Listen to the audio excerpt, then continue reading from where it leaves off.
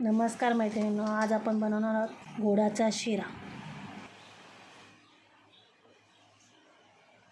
अगदी सोप्या पद्धतीने 2 वाटी रवा घ्यायचा आहे। तो मंद आचेवर चांगला भाजायचा आहे।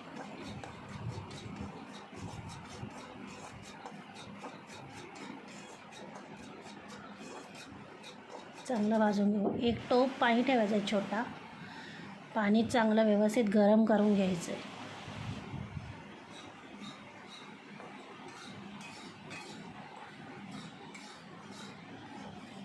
चांगला भाजून झाला की 2 मोठे चम्मच साजूक तूप टाकायचे। पुन्हा व्यवस्थित परतून घेऊ।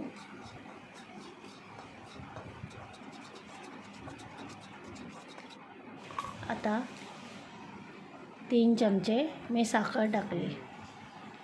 तुम्हाला पाहिजे तितकं गोड टाकू शकता तुम्ही। आम्हाला जास्त गोड लागत नाही म्हणून मी 3च चमचे टाकले।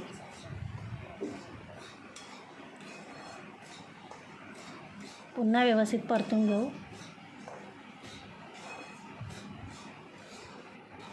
आता कलर थोडासा बदलला आहे बघा रव्याचा। आता गरम केलेलं पाणी याच्यात हळूहळू टाकायचं, जोरात टाकायचं नाही आहे, सगळं बाहेर येईल मग रवा। अगदी हळूहळू पद्धतीने हळूहळू टाकायचं आहे, व्यवस्थित मिक्स करून घ्यायचं। आता काजू, बदाम, मनुके आणि वेलची पूड मी घेतले, तुम्ही तुमच्या सोयीनुसार घ्या।